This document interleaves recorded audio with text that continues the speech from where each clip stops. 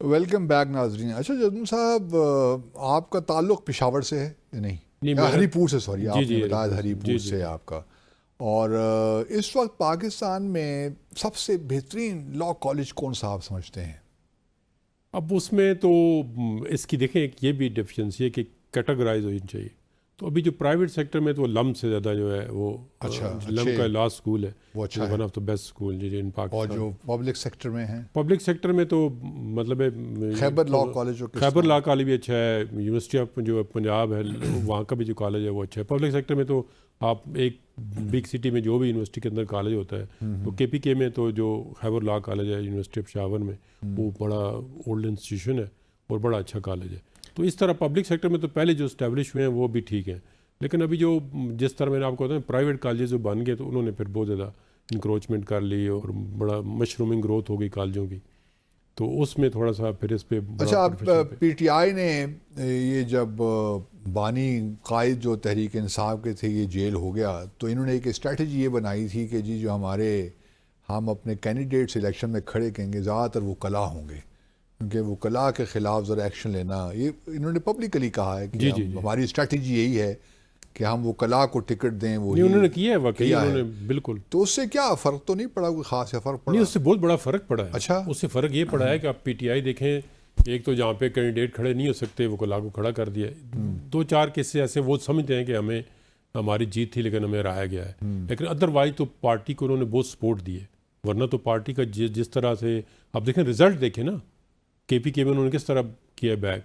वरना तो जो उनके जो लोग असेसमेंट करते हैं उनके मुताबिक तो परवेज़ खटक को वज़ीर आला बना के बैठे हुए थे कि परवेज़ खटक वज़ीर आला बनेगा और आज़ाद हाँ, लोग ये जो हमने भी सुना था। हाँ फजल रहमान साहब बड़े जी इस जी पे जी नाला थे। नला थे, वो तो परवेज़ खटक को वज़ीर आला बना के बैठे हुए थे और बाकी आज़ाद जो है अरकान है उनको कैबिनेट बना के बैठे हुए थे। PTI के तो उन्होंने सोचा ही नहीं था ये काम हो जाए, इसीलिए तो उन्होंने अब समझ लिया है कि यार ये हालात इस तरह नहीं चल सकते, हमने जो असेसमेंट की है वो सारी गलत हो गई हमारी। अच्छा, आप समझते हैं कि वकीलों को सियासत में आना चाहिए? दुनिया भर में तो आते हैं और मेरे नहीं ख्याल में वकील देखें ना पॉलिटिक्स से अलग हो ही नहीं हो ही सकता। नहीं सकता। वो एक दफ़ा प्रेसिडेंशियल रेफरेंस चल रहा था सुप्रीम कोर्ट में, तो हमने कहा जी ये पॉलिटिकल क्वेश्चंस भी आ रहे हैं, तो वो चीफ जस्टिस था गुलजार अहमद, तो अच्छा। उन्होंने कहा जी ये कॉन्स्टिट्यूशन उठाया, उन्होंने कहा जी ये सारा ही पॉलिटिक्स है, तो मैं इससे कहाँ से इधर लाऊं या किधर करूं, ये पॉलिटिक्स। तो वकील जो है वो पॉलिटिक्स के बगैर रह नहीं सकता। उसकी वजह होती है कि उसके पास इल्म होता है, सोसाइटी में उसका एक मकाम होता है, वो बात कर सकता है। तो पॉलिटिक्स वकीलों से ज़्यादा बेहतर कौन कर सकता है? ये ठीक है बात ना, तो आपकी लेजिस्लेशन वो कर सकते हैं, उनको पता होता है ना। कानून पढ़ा एक होता बंदा है, आप देखें ना, ठेकेदार उठा के MNA बना दें, ठीक है, कोई बिजनेसमैन उठा के MNA बना दें, कोई प्रॉपर्टी टाइकून को आप MNA बना दें, तो उसको लेजिस्लेशन का क्या पता, वो तो प्रॉपर कॉन्स्टिट्यूशन भी नहीं पढ़ सकता, वो तो प्रॉपर किस तरह लेजिस्लेट करेगा। अच्छा, ये भुट्टो साहब वकला की तो एक देखें दुनिया के अंदर जितने भी लोगों ने रूल किया वो बड़े लीडर बने, उनमें जो है 90% तो वकला थे। वकला थे, दैट इज़ करेक्ट। अच्छा, ये जो भुट्टो साहब का कहा कि जी ट्रायल जो उनका हुआ था फेयर नहीं था, ये था, तो इसकी क्या अहमियत है आने देखें वाले? वो यही उम्मीद है ना कि जो जिस चीज़ जब इस तरह 6 जजों ने ख़त लिखा है, तो आप एक फ़ैसला जो है वो बाई हुक और बाई क्रुक करा लेते हैं जी, के प्रेशर डाल के ज़बरदस्ती करा के, तो फाइनली उसका रिज़ल्ट क्या निकलता है? आप 44 ईयर के बाद आप कह रहे हैं जी कि फेयर ट्रायल नहीं हुआ, तो फेयर ट्रायल इसका मतलब नहीं, तो आप उनके साथ ज़्यादती की है।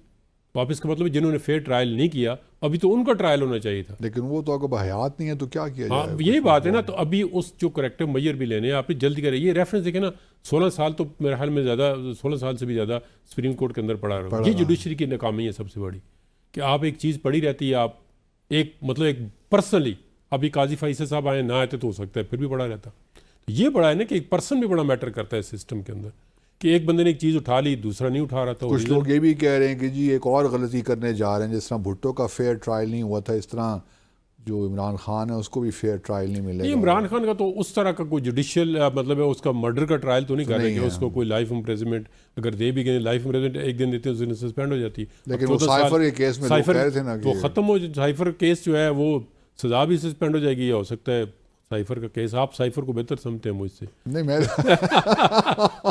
उसमें तो वाकई ऐसी इतनी सजा तो नहीं मिलती कि आप किसी को तख्तेदार पे लटकाएं 14-14 साल, तो वो उसमें जो लूप होल रहे थे ना ट्रायल में। अब देखें ना, ऑनेस्टली विदाउट एनी मतलब आप ज़्यादा साइफर को समझते हैं कि इसकी क्या कॉम्प्लिकेशन होती है, और जिस तरह केस बनाया गया आप उसको ज़्यादा एनालाइज कर सकते हैं क्योंकि वो टेक्निकल सब्जेक्ट है।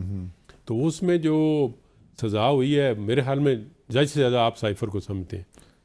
नहीं, साइफर तो चूंकि मैं खुद लिखता तो रहा यही हूं, मैं इसलिए कहता हूँ ना, जज से ज़्यादा आप साइफर को मुझे समझते साइफर का हैं। पता है तो कि अभी आप ये इस नतीजे पे पहुंच आए कि साइफर अगर गुम भी गया था तो उसकी कॉपी गुमी है, ओरिजिनल साइफर तो फॉरेन मिनिस्ट्री में पड़ा हुआ है। नहीं, कॉपी होती नहीं उसकी, ये भी लेकिन कर लेते हैं, चलो जो भी नहीं, बना वो लेते कर ही हैं, नहीं सकते कॉपी। तो फिर क्या चीज़ गुमी है? साइफर के मुख्तलिफ, आप यूं कह लीजिए कि एक साइफर होता है, उसके मुख्तलिफ कॉपीज अब कह लें, कॉपी उसमें होती नहीं है, वो नंबर होते हैं उसके।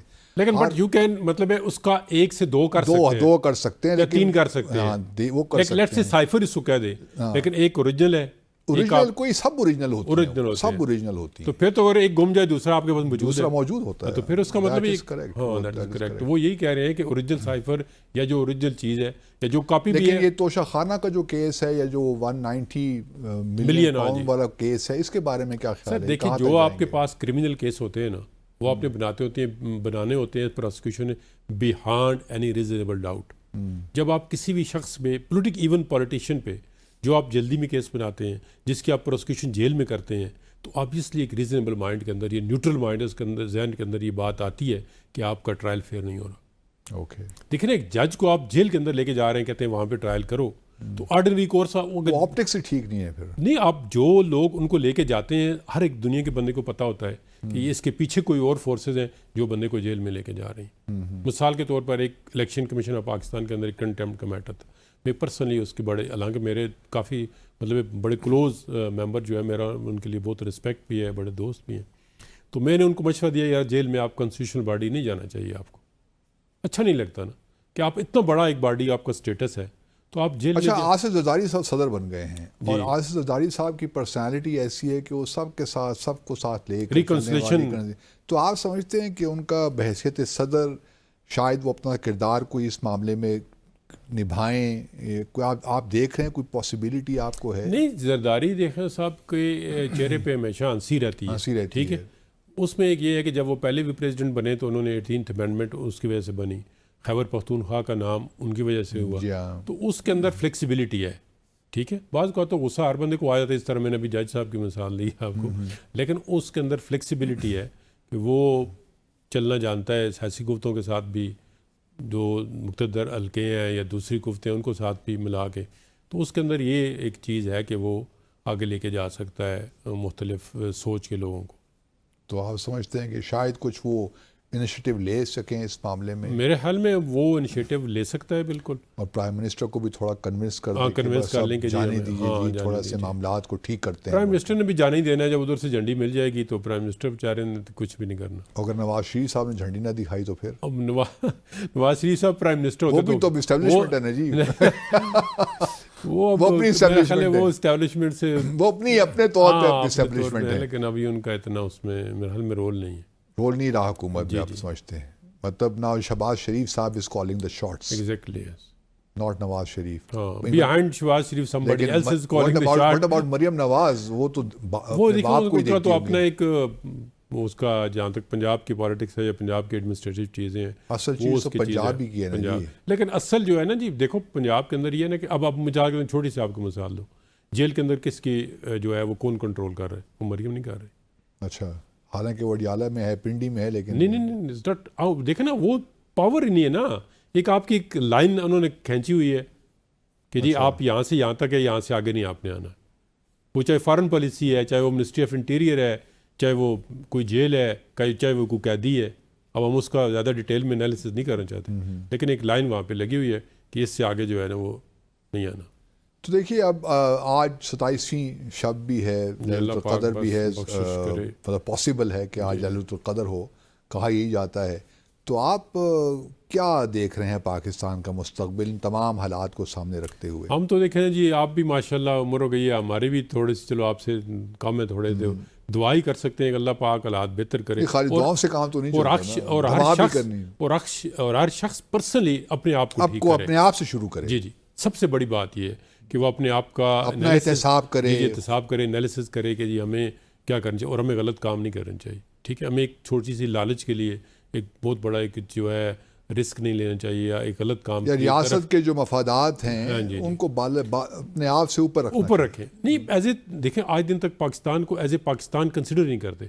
पावर पॉलिटिक्स क्या होती है कि आपने पाकिस्तान को नहीं देखना, अपनी अपनी पॉलिटिक्स को और देखना देखना है। जब आप अपनी पॉलिटिक्स को देखेंगे कि मैं इस तरह हो जाऊंगा या मेरी पार्टी इस तरह हो जाएगी, फिर उस वक्त आप पाकिस्तान की खिदमत नहीं कर सकते। देखिए वो पाकिस्तान की खिदमत इन हालात में पॉपुलर जमात नहीं कर सकती। वो कहेंगे जी ये काम करो, आपने अगर पेट्रोल महंगा करना है, आपने दूसरी चीज़ें, अब गैस पेट्रोल हर चीज़ ही महंगी हो गई है, तो उसमें आप हो सकता है पावर पॉलिटिक्स जो है, फिर पावर पॉलिटिक्स जो है पॉपुलर पॉलिटिक्स के साथ क्लैश करे, क्लैश करती है। चलिए बहुत शुक्रिया जहांगीर Thank साहब, you जी, आई बहुत रियली शुक्रिया। Enjoy talking to you. Thank you और बहुत शुक्रिया आपका। नाजरीन, आपने गुफ्तगू सुनी, इंशाल्लाह आपसे मुलाकात होगी अगले हफ्ते। अपना ख्याल रखिए। अल्लाह हाफिज़।